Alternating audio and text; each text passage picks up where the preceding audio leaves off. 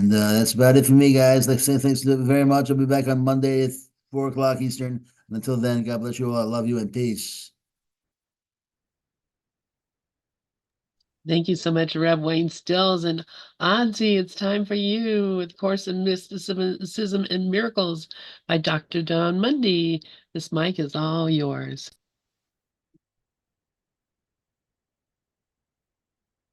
Thank you, thank you, thank you. Sorry about that. I just had to find the button again. Where's the right button to press? All right. So yeah, John, we're gonna start a new chapter. Excuse me today. Chapter 11, The Miracle of Suffering, which starts out with a quote from Evelyn Underhill from Mysticism. Sometimes the emergence of the mystical consciousness is gradual, unmarked by any definite crisis. The self lies gently, almost imperceptibly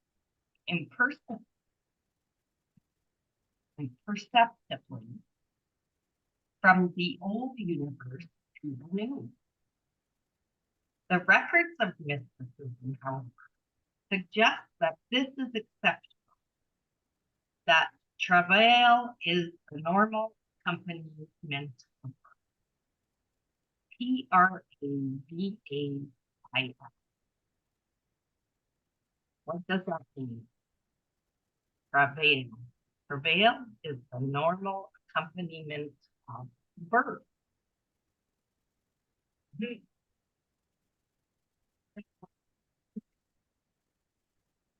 Audsie, you're kind of going in and out. Are you turning your head or? Well, no, I thought it should be okay, so I'm not sure. Maybe I got to turn it up. Let me try to turn up my sound audio here. Select a mic. Oh, you know what's happening Here, now is that better? Oh, way better. Oh my gosh, it was on my computer. It was taking it from. No wonder you couldn't hear me very well. Oh, wow. This is like Oh, 1,000 geez. times better. Yeah, sorry about that, guys. Oh Okay. dear. Okay, so that word travail or Travail, yeah. it means a painful or a laborious effort or engage in painful laborious efforts. So that makes sense. I get that now. Yeah. So yeah, that it's exceptional that the self slides gently through from this old universe to the new, but usually the experience is this travailing, which is painful, very feeling a heavy movement, I guess. So let's see what Dalai Lama Tenzin Gyatso says. He says suffering is the first step in enlightenment. Indeed, the most common path to enlightenment is slow and gradual, and often takes place through suffering. American author Jack Kornfield writes, "The most frequent entryway to this sacred is our own suffering and dissatisfaction. Surviving near death is almost always enlightening. As Young expressed it, it is a fearful thing to fall into the hands of the living God. The experience of the self is always a defeat for the ego." One of the best known stories of depression followed by a crash and burn experience that resulted in mystical awareness is the story of Bill Wilson, co-founder of Alcoholics Anonymous. Wilson struggled with alcoholism.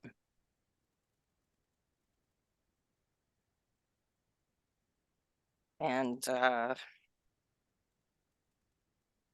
one night, while lying in bed filled with despair, he cried out, "I'll do anything. anything at all. If there be a God, let him show himself. A bright light appeared, and feelings of ecstasy and serenity came over him. He never drank again. This led to the program for spiritual growth known as the 12 Steps.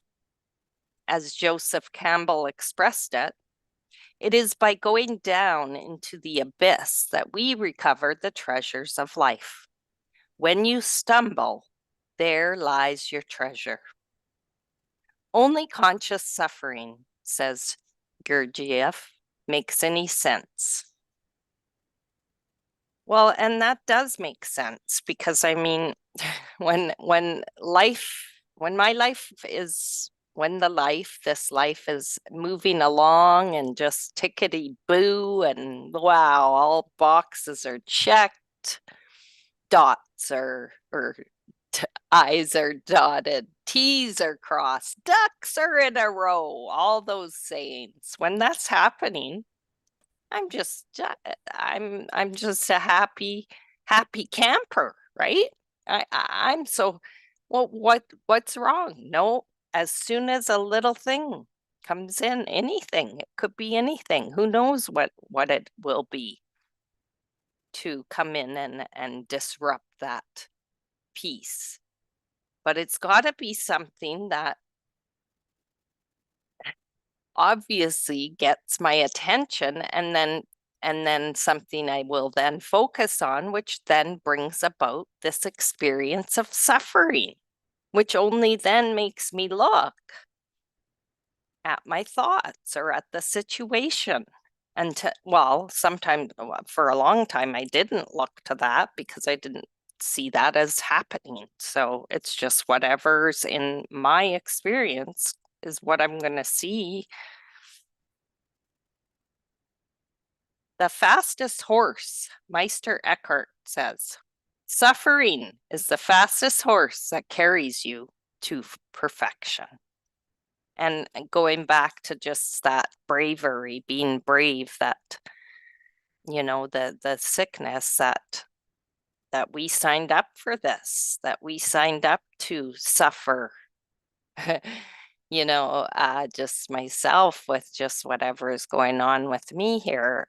I just think I compare it to other things like Parkinson's, or even people that are, you know, have something more physical, even BLTing and pain and all of that. I mean, chronic pain is different from like this mental pain too. So, I mean, I just feel like it's an honor to be here now, and see it as not a special sickness at all. I mean, I can see how this person would really want to embrace that, because it's seemingly has come with a lot of perks, sickness perks. So yeah, just I just want to check the chat here. Cindy says, feels like traversing the rocky cliff. And Karen says, suffering is the fastest choice to perfection. Meister Eckhart, brilliant. Yes. And Cindy, isn't suffering what hones in our focus on God? Exactly. That's what saying here, which makes sense, doesn't it? Because I mean, if you're already content with all that the world is offering and adorning me with, like, if then what would there be a need to suffer about? And then we'll go on here. No one consciously chooses to crash and burn. Oh, Cindy, come on. Yes, please.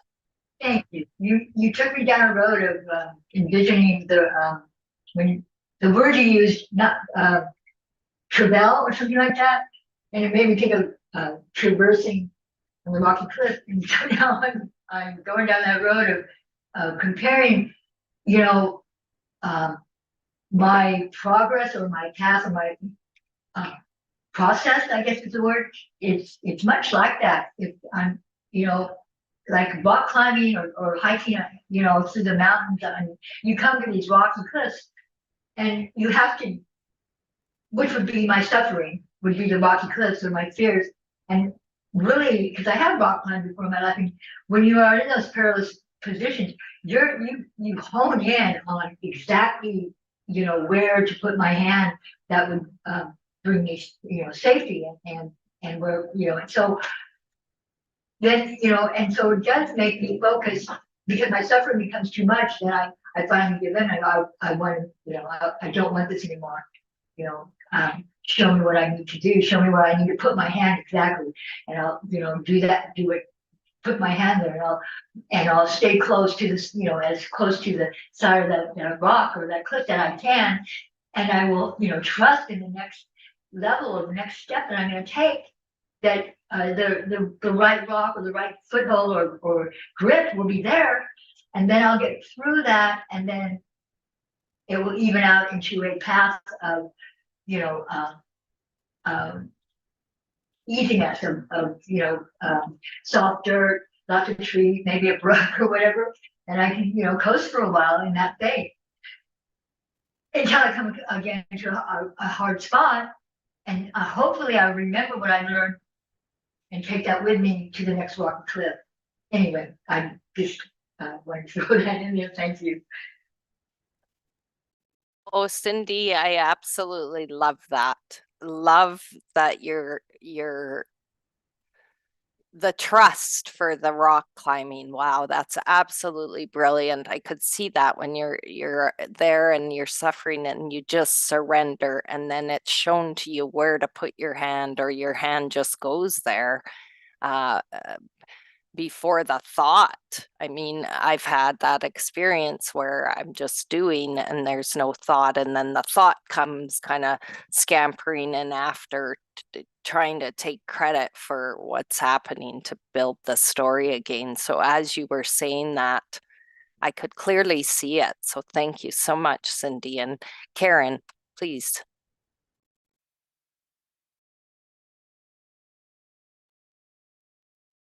Yes, thank you, Cindy. Thank you, Audrey. This is great. And, if you will be heard by those who suffer, you must speak their language. And how can we speak their language unless we've gone through suffering ourselves, Let's see. Eckhart Tolle went through severe suffering. He almost committed suicide. Look at the teacher that he is today. Byron Katie went through severe suffering. Most great teachers went through suffering. And I was in 12-step program for years. And this one, from one of the books I used to read every day, it was one of those day-to-day books. It said that suffering, all pain is the touchstone to peace. And that might sound a little off, but it's really not, because pain eventually leads to peace when we're able to accept it and recognize that, all things work together for good, except in the ego's judgment. I'm not judging it anymore. This is happening for me. This is my classroom. This is teaching me the lessons I came here to learn. Would I have liked an easier classroom? Of course, I would have liked an easier classroom. Would it have been, maybe a little easier? Yes, but this is what I'm presented. And the more that we can accept exactly what's happening, the much easier. And the best thing is that it's already over. If we're living the course and really true to this teaching, that it's already over. We're just reviewing mentally what has gone by. So again, it comes back to the choices in the mind, the decision. What teacher am I listening to? And to remember to listen to the right-minded teacher, which is the Holy Spirit. So thank you for this great conversation. Well, thank you, Karen. Beautiful, beautiful. Rev Wayne? Yeah, just building on what was being said, Freud had this, I read something he wrote that he said that contentment comes from knowing that pleasure is coming. He said that if you don't know that pleasure is coming, he says it's like water. He said, if you know water, if you're thirsty and you know water's coming, then you can be content. But if you don't know water's coming, then you know you get agitated. And it's sort of similar for me for suffering. I mean, suffering, if it comes with no existential stress, if it just then the struggling it remains earthbound, and it has to do with your everyday struggles of life and your job and relationships and your physical health, and all that can be I can remain content with, because I know where it's coming from. I know that in truth it's an illusion and it's a dream, and it's not the end all and be all. And so there's no existential suffering. So there's no stress really. And I'm seeing it the correct way. My expectations are set in place, and all is good. So it's not suffering added on to a physical thing, and then there's terror added onto it. There's no fear added onto it at all. It's just something that's happening, as you said, Karen. It's just happening. It's just these are things that are happening. They're happening to my body, and what the hell do I care? There's nothing I can do about it anyhow, except watch it, observe it, and see it unfold, and know that it's happening for the best. That's it. Well, that was perfect. Yeah, there's nothing I could just say whatever. Yeah, I love that. I do that too, because it's like it gets to a point where it's like, well, this is what it is, right? What am I gonna do every day? Just be upset, or everything that this person seemingly does, like to judge it and just like it is insanity. Absolutely, because it's not the truth. I love it, guys. Thank you so much. This is just bang on here. All right, let me continue here, because I love this line. Because I don't know, maybe sometimes we do, because we set this up. So it says no one consciously chooses to crash and burn. It's like, well, I feel like I set it up for me to do that, because that would be the only way to get the message to this thick head, through the thick head. The greater the narcissism, the greater the selfishness, the greater the ego, the greater the unconsciousness, and the greater the potential tragedy that comes with a lack of awareness. Wow. I gotta say, guys, I gotta say that I would rather be here now so much more than having a lack of awareness and being narcissistic and selfish, and more so than already an ego feels like it could be. I would not give away any of my experience to be that. Although that to me is a judgment as well, I feel like, even saying that. That's very interesting. Karen. Could you reread that, please? Those last couple of sentences you just read, that was pretty awesome. Yes, absolutely. I'm going to just also read the chat here. Karen says, what could you not accept? Channeling Dove, LOL. Yes. What could you not accept if you knew with 100% certainty who walks with you? But I'm going to use I talk because it feels better. What could I not accept if I truly knew God, source, universal love walks with me? And Cindy says, threat gotta be a better way. Did they know what a brilliant question they asked? There's gotta be a better way, I think. Did they know what a brilliant question they asked? LOL. Yes, that was Helen and Bill. They said there must be a better way. And Helen wanted to help Bill. And that's when the whole A Course in Miracles came through Helen. 7 years she spent of her life on this A Course in Miracles text from Jesus. And they're not that. Okay, so yes, let's read this again. No one consciously chooses to crash and burn. The greater the narcissism, the greater the selfishness, the greater the ego, the greater the unconsciousness, and the greater the potential tragedy that comes with a lack of awareness. The bigger the ego, the harder the fall. But no one in their right mind would choose to crash and burn as a preface to awakening. It is rather an unconscious way of forcing ourselves to wake up. Crashing and burning may seem to come from the outside, since the ego often does not understand how it created what it perceives. But they still are a consequence of the ego mind. To awaken, we must willingly choose to consider the abyss of darkness hiding deep within. Suffering often brings disillusionment, which, as we have seen, can be an important step along the road to enlightenment.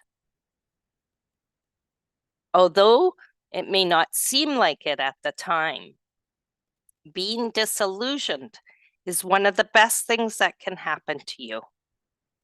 When you crash and burn, you find what is valuable and what is not. Yours is the way of pain, of which God knows nothing, the Course instructs. That way is hard indeed and very lonely. Fear and grief are your guests, and they go with you and abide with you on the way. But the dark journey is not the way of God's Son. That's from the text, chapter 11. Yeah, you're welcome, Karen. No problem. Anytime. I love rereading. Okay, I'm going to go on to this section. It's called Implosion. The ego has a tenacious hold on the psyche, and it will not let go easily. The ego thought system, however, has a built-in implosion mechanism. Oh man, I'm glad to read that, because do I ever feel implosion often? I thought it was explosion, but I came to realize that it's implosion. It's something's literally imploding within this entity. It will eventually collapse simply because all false systems fail. Communism collapsed because it was an untrue system, quote unquote. I thought we still had communism. Did I just say that? Okay. The denial of individual freedom and the use of totalitarian power were an affront to the human spirit. Any philosophical system not grounded in love simply isn't based on truth and will not prevail. Ultimately, when all else fails, we are given an opportunity to let go and wake up as the ego implodes. Bruno Borchardt, in his book Mysticism, Its History and Challenge, describes the dark night of the soul like this. It is an emptiness that often takes the form of a deep depression. The feelings are numb, and there is no light anywhere. According to St. John of the Cross, whoever will hold out so that the depression does not lead to suicide, but to the loss of the greedy self, will arrive at a new comprehension of God in God. The I then experiences its deepest ground, not from the vantage point of the I itself, but from the other side of the ground, which is God.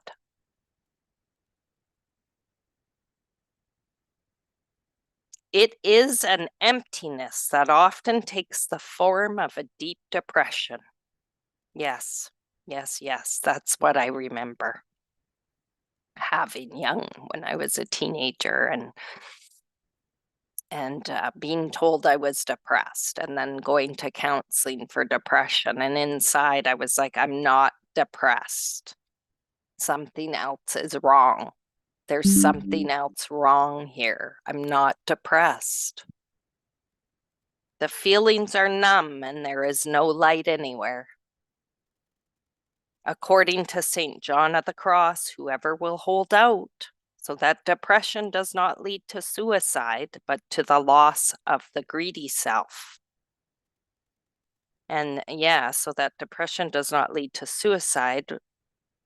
And by the grace of God, my attempts were not successful, obviously, if I'm here. We'll arrive at a new comprehension of God in God. The I then experiences its deepest ground, not from the vantage point of the I itself, but from the other side of the ground, which is God. Oh, that's so beautiful. Wow. Okay, let me go into the chat. I love this. This is great. Thank you, failure, says Cindy. Thank you, pain, says Karen. Rev Wayne says, disillusionment is clarity. Karen says, full appreciation for all lessons that lead to truth. We don't know which are our greatest failures or greatest accomplishments.